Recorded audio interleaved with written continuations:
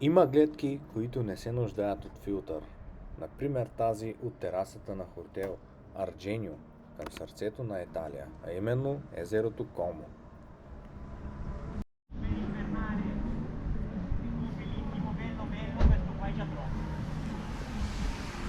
Poi compri un bel invernale normale.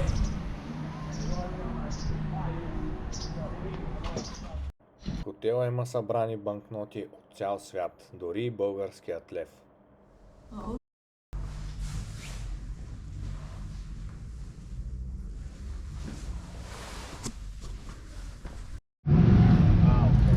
Неделен ден, пълно е с мотористи и велосипедисти. Все едно има някакво събитие, постоянно хвърчат повече от автомобилите. Насладихме се на красивите гредки край езерото Комо и се отправяме към Швейцария, но преди това ще посетим няколко така живописни и интересни обекта в Италия. Камбаните много интересно бият. Какъв механизъм има. Ето пътищата в Италия. Лаго ди Комо. Оп, оп, оп.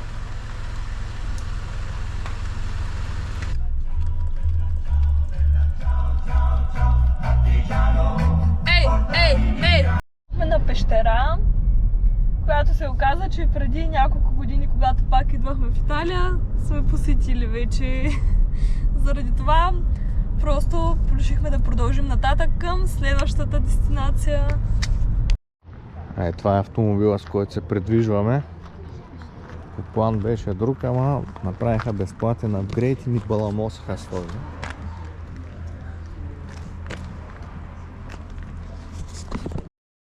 Наредихме се да чакаме за ферибот, за да преминем от другата страна на езерото Комо, тъй като, както разбрахте, отидохме до пещерата и се оказа, че вече сме били там и пропуснахме разходката вътре и сега отиваме на другата атракция, да не губим време.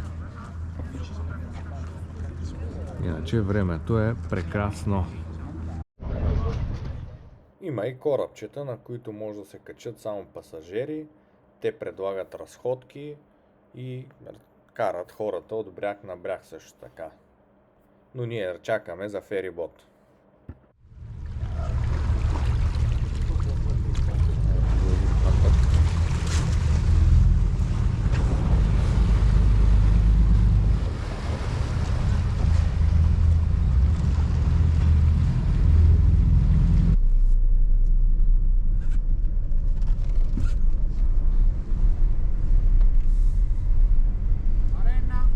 Варена? Давай, върчет.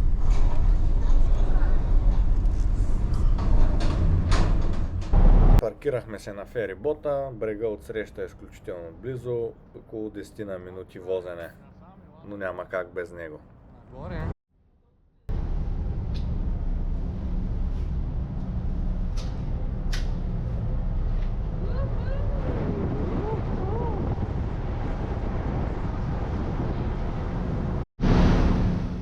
Гледките са изключително живописни.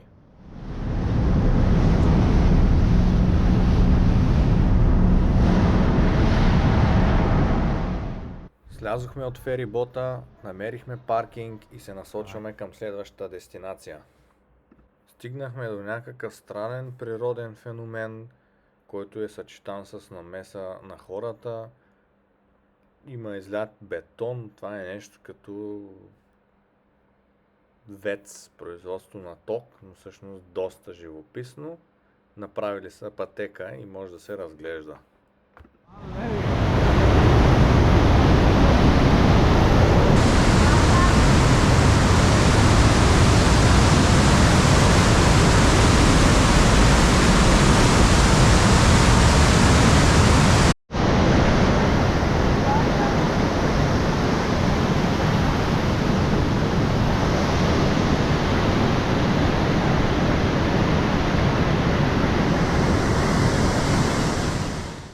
Чарът да се правят посещения по това време на годината епичната украса навсякъде.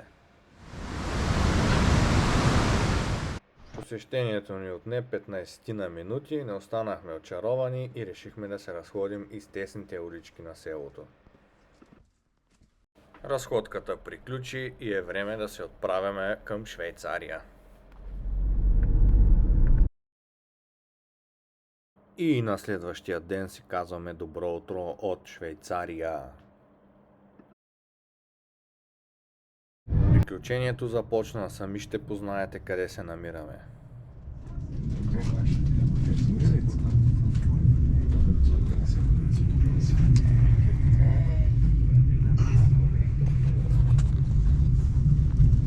Слънцето е топло и всичко е точно.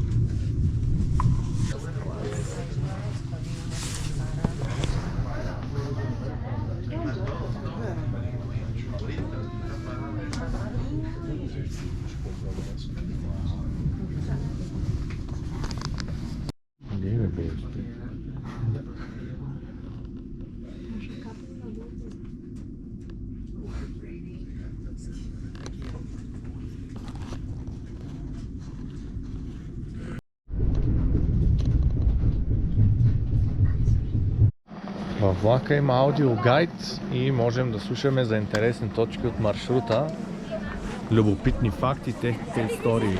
Любопитният факт за ето тази гара е, че има ресторант и той е достъпен само единствено с този влак. Няма път, маршрут с автомобил до него.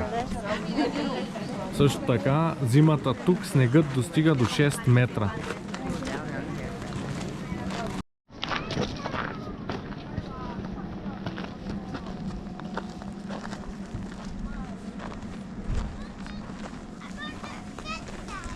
Влакът е теснолинейка и е нещо подобно на нашият влак Септември Добринище. Като замисъл, не като изпълнение. Но все пак тук релефът е друг и държавата е друга. Ето, когато развиваш туризъм, това до какво води. Малко усещането ми е, че се едно съм и в Рила. Горе връх Орловец и вдясно Мальовица, за който е ходил. А ето там далечината е Пирина.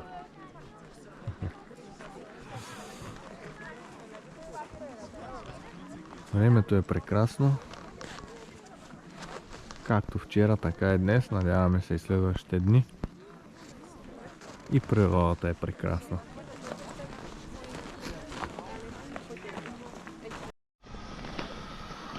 Това е атракционен влак Бернина Експрес, но по същата тази линия вървят и регионални влакове. Тя се използва не само за атракциони, но и за придвижване на местните.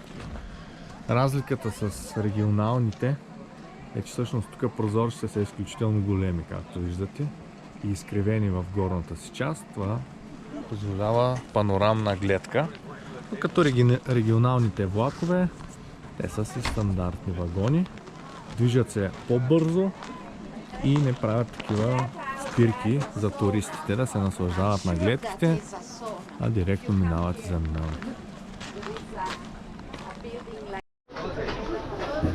Ето има отделно място за багаж, за якенца и сядаш съвсем спокойно. Ето тук, понеже обичаме ефтиния лукс, предварително взимаме кафенца и пропускаме плащането на дебели сметки за кафета във влака, иначе сме първа класа.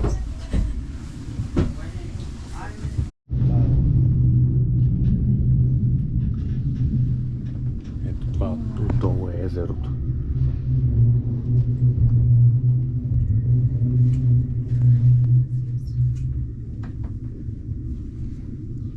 Някой е правил разходки с ски по него.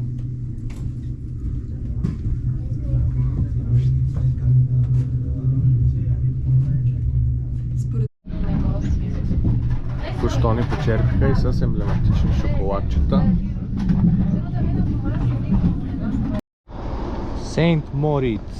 На слизане от влака ни дадоха чайче, специално брандирано, Бернина Експрес логото.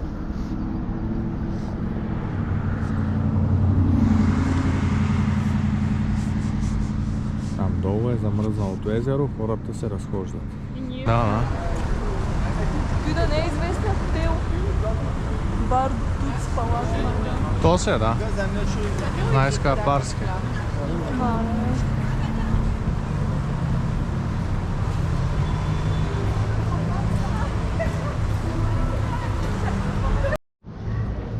Ето швейцарски нощчета. 25 франка. 52-3 лева. Кой им плащаш? Има и някаква запалчица за близо 4 бомбона. Мисля да си я взема, да си пуша пурите тук. Така. Ето тук вика яката работа.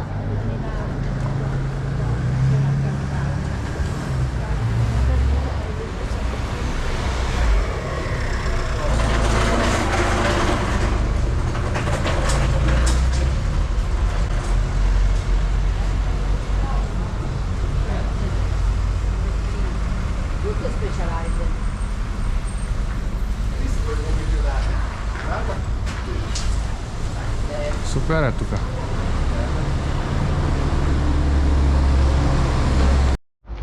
Хум Кул хотел.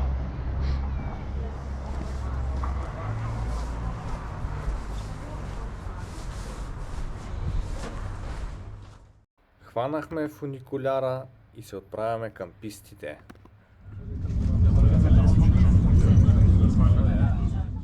Движейки се нагоре, красивите гледки започват да излизат пред очите ни.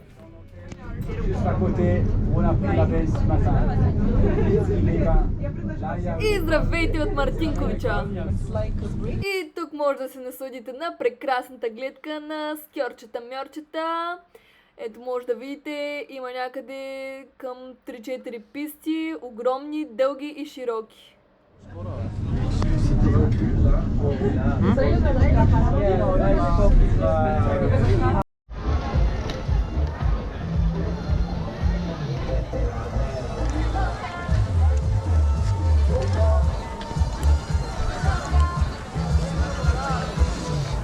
Уау! Някаква тераска има тук. Как е, какво стана?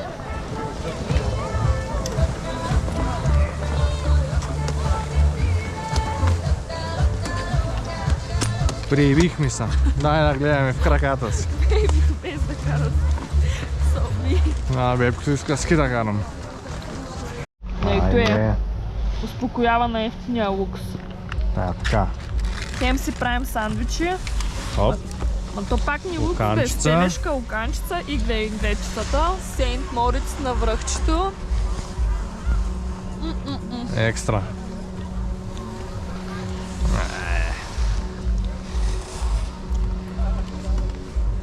Скьорчетата гледаме. Cheers. Планове от всякъде.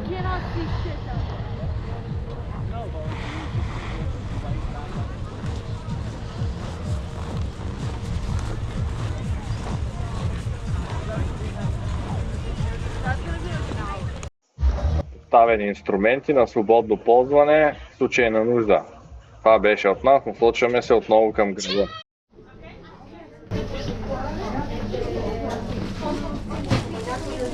Само минавам да поснимам прасетата. Езерото Сейнт Мориц.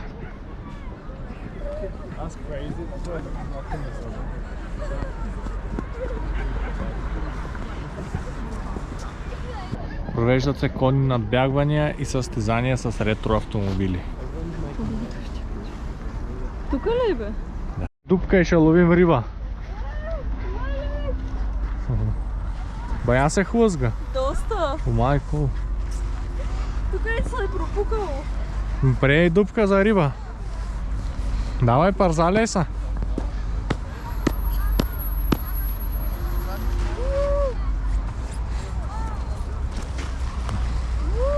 Ехе. Да си ти.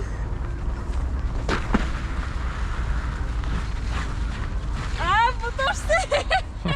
Само те правя. Трябва от един път.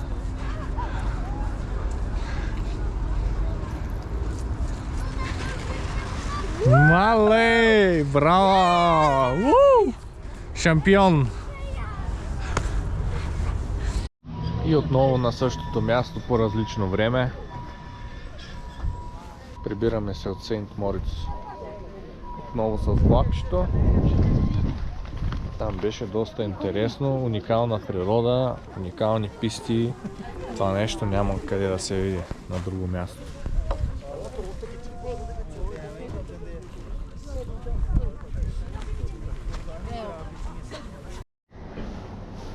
Вечерно-нощна разходка по скияло. Нощна в 6 часа.